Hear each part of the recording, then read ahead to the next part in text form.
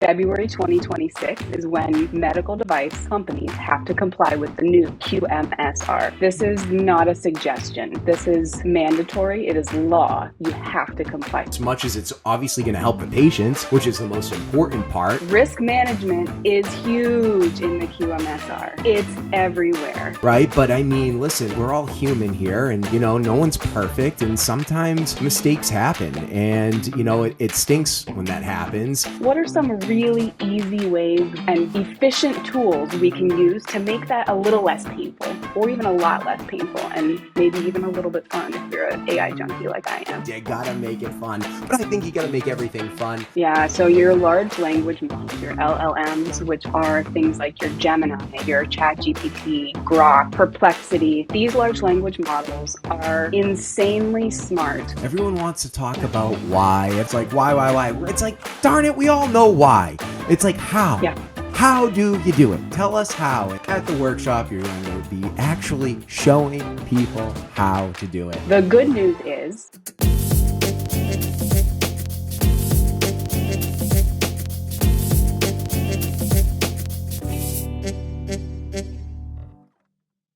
Welcome to MedTech Insider, the official podcast of MEDevice Boston 2025. And I'm your host, Kyle Cruz, the MedTech Missile. This year's theme for MEDevice Boston is Engineering to Advance, and we're bringing you exclusive conversations from the innovators, leaders, and storytellers driving this year's event. For a free expo pass and 20% off the conference, be sure to visit meddeviceboston.com, that's 1D, and use Insider, that's INSIDER, at checkout. Okay, let's get this party started. Joining us today is Christy Johnson, COO at Product Studio. Christy brings deep experience in medtech startups, specializing in weaving risk management into every stage of development. She leads ISO 14971 compliant processes, oversees clinical operations, and helps teams build smarter, safer products. She's also driving the use of AI to streamline quality systems. Whether she's reviewing risk analysis or building from the ground up, Christy brings clarity, structure, and a contagious energy to everything she touches. Christy, welcome to the show. Thanks, Kyle. I like your contagious energy too, Kyle. You gotta bring it. You gotta have fun with this, especially, no offense, when we're talking about some sort of these medical device topics, quality management systems, you gotta make it fun. But I think you gotta make everything fun. Yeah, so it's a pleasure to have you on. You are one of the amazing presenters here this year at MEDevice Boston.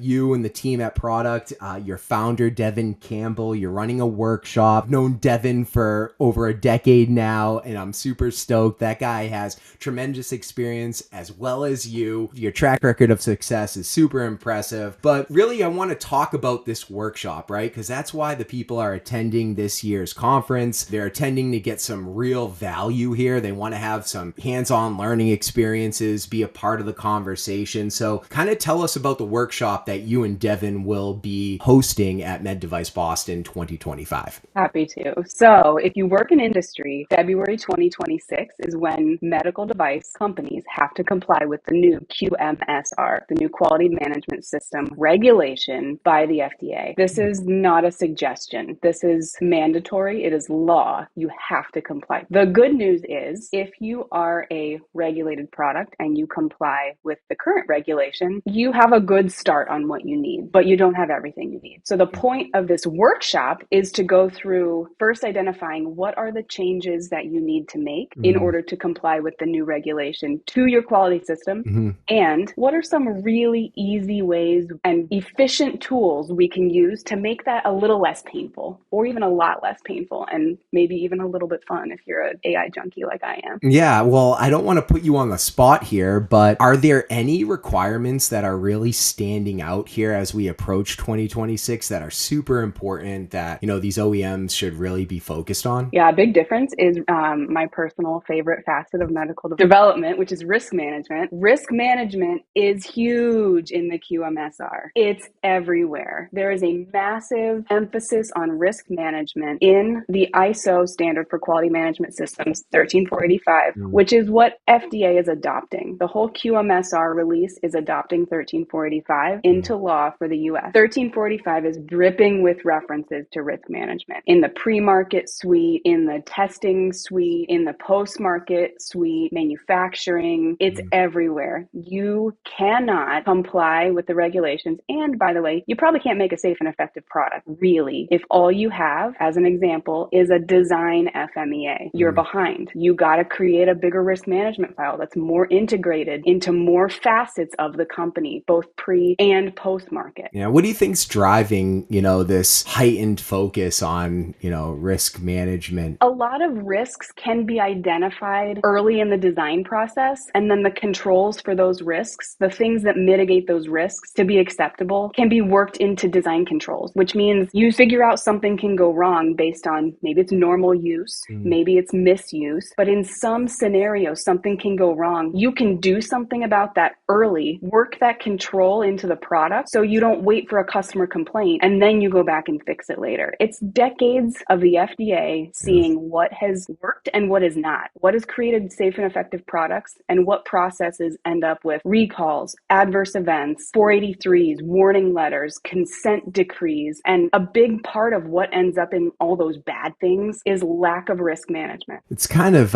interesting here because there's been a ton of talk on LinkedIn over the last 6 months about obviously resources kind of being taken away from the FDA. And, I really can't speak too much to that topic. I don't know enough. But, what's interesting is you've got this heightened awareness around, risk management, doing these risk assessments and making sure these products are safe. And if the FDA is going through these changes, unfortunately, maybe losing resources and they don't have as many hands and eyes. And I'm not saying that they do or don't, but I can imagine that, this heightened level of making sure these companies are super focused on risk mitigation is really only going to actually help them too, as much as it's obviously going to help the patients, which is the most important part, right? But I mean, listen, we're all human here and, no one's perfect and sometimes mistakes happen and, it stinks when that happens. I guess, how do you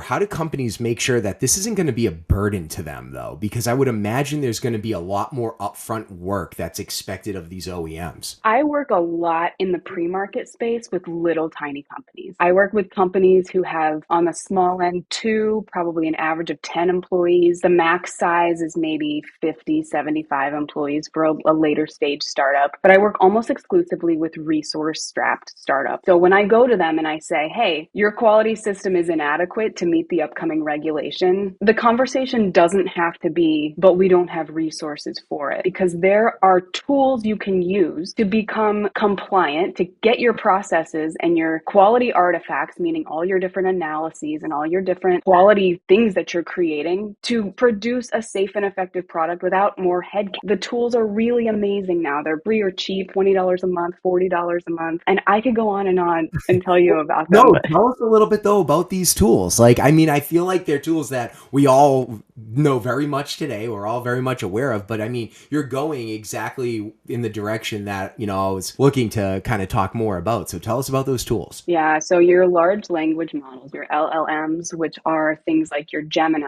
your ChatGPT, Grok, Perplexity, these large language models are insanely smart at doing certain parts of your quality management system. You can take an SOP, train your chat on, the 4 things that make a good prompt, which are tell it who you want it to be, what's its role or persona, give it some context and background on what you're trying to do, give it clear task instructions, tell it your output specifications or constraints. So what format do you want it in? Bullets or a 24-page PDF? You've got to give it a lot of good information, but you can feed an SOP feed in the new quality system, the new QMSR regulation. You can feed it the regulation and you can feed it the commentary that's published by the FDA, which is gold. If you haven't read the commentary by the FDA, that is the closest, most beautifully illuminated window into what they're thinking about the new regulation. Feed it your 13485 subscription and tell it to do an audit for you. And you can use certain words to make sure that it gets it right. If it doesn't get it right, then say, okay, you know what I'm trying, type these words in. You know what I'm trying to do. Write me a better prompt. Mm. Take the prompt it gives you and put it in a new window. Upload your attachments again. Do a better job the second time. You can do the same thing with things like a preliminary hazard analysis. You can give it your regulatory strategy or your device description, a few predicates. Maybe you load in a couple of 510Ks from your predicate. These are some ideas I have. Give it your 14971 and 24971 ISO documentation. It will do, I'll call it a B minus job. It will get you 80% of the way there. And then you have to use your industry and your product knowledge, and you can take what it gave you and it just saved you 2 weeks of work. We have to work smarter. We have to be more efficient. And these coming regulations don't have to be scary. You can do these things in a really lightweight way where you have the tools do a lot of the heavy lifting, and then you check it, modify it, expand it, and stick it in the tools that your team uses. Super easy. You just have to know how to do it. And that's what we're going to go in the MEDevice Boston workshop is we're going to go through some examples. We're all going to do it together and really learn how to use these tools, how to train them in the specifics of your product in your industry and your particular application, and really try and make the tools shoulder the heavy lifting so you don't have to spend the days of locking yourself and your team in a room to go through a DFMEA for 4 hours a day for 10 sessions, and everyone wants to tear their eyeballs out with rusty spoons. Days are over. No more. I love it. It's awesome because what like I hear right now from you, first off, that passion is just, it's on point, and your expertise, right? And it's the expertise of understanding like exactly what's important to that quality management system, you know, for whatever that business, whatever that device, that technology is. But it's also how to leverage AI, the technology, and use it to help you do more efficient work. Going back to what we were actually talking about a few minutes ago about, hey, like, all right, AI isn't replacing anyone necessarily, because what you still need someone like yourself, Christy, or your quality management director or your team to at least be able to stop for a moment, process the information. It got you to a certain point, but then say, all right, this is really good over here, but we do need to make these slight changes over here. But we know, like, with that, boom, we're finished with this part, you know, we're finished with this section, we're moving on. And so it's kind of the best of both worlds there. And that really does ring loud and clear. So, you know, I think you were kind of going into this about what folks can expect from attending your workshop. And I think that's really neat. So will you be actually showing a real use case of, hey, let's leverage this AI, let's build out a quality management Absolutely. system? Okay, cool, awesome. So that's like that real hands-on value that I think folks are really kind of need, right? Because it's like, you know what you're doing in quality management systems, right? You know what you're doing, you know what you need to do. It's like maybe sometimes folks just don't really know how to your point, prompt these systems and how to really That's right. leverage the tool. And if you can help them kind of bring that all together, that's really going to elevate their game. Look, I've seen in my career more companies than I would like to admit run out of money and go bankrupt. And part of the reason for that, obviously not the sole reason, but one reason that I see over and over again is overspending on activities they don't need to be overspending on. So at Product Studio, one of the hills we die on is helping small teams be more efficient with their cash, because it's good for them, it's good for the patients, and it's good for us to get their amazing technology to market. And how do we do that? We help you do more with less. It's super important. There's no reason to spend a month or 2 months. It's different. If it's a company, if it's a massive, multi-billion dollar, multinational company who has a team of 10,000 quality engineers, that's not the space that I work in. So, they can be efficient or not, and there's a different consequence. Right? Maybe there's a lower return to their investors. These companies will die if they overspend. And we've seen it. We've seen it a few times, and it's so painful, and it's completely avoidable. So that's a huge part of why we do what we do. And we want to encourage and enable all of these little tiny teams and anyone to use the tools. ChatGPT is not just your email client writer, right? Everybody just uses it to write emails, and that is missing the boat. Yes, there is a time and a place to do that, but that's like barely scratching the surface and barely understanding what these things are capable of, which is doing a ton of this painful heavy lifting that frankly you probably don't want to do. So why not have the tools get the work done that needs to be done to inform the design super early? Then you don't have to iterate later when it's expensive, because the earlier you can make the changes, the less painful it is. And that's what these tools are really allowing you to do, is line up all your ducks on the front end. You have to have this and this and this and this, and this particular analysis informs the design. And then you can hopefully not run out of money and fail later when you're like, oh my gosh, we didn't realize this risk existed. And if only we'd known 2 years ago, we could have built it in to the device. So it's a company builder tool. It's a way to just reduce the headaches that your company has to use. And a lot of the big companies are growing their own GPT, training it based on all their data. But the little guys don't have a budget for that. So there's so much you can do with free and cheap tools that we'll go into in the workshop and really try and empower the companies to do more with the resources they have to get to the finish line, whether the finish line is FDA grant or clearance or a commercial success, a first commercial milestone, so many devices bought and shipped, or an exit. And that looks different for each group, but there's so many. You have to use the resources now if you're going to make it. You're right. And you know what I love too, to kind of cap off this wonderful conversation, is that clearly you and the team at Product, you're so focused. And I even notice this when I go to your website, right? But you're focused on the how. Everyone wants to talk about why. Everyone wants to make a bunch of nonsense statements, in my opinion. In this day and age, we see too much of it. It's like, why? It's like, darn it, we all know why. It's like, how? Yeah.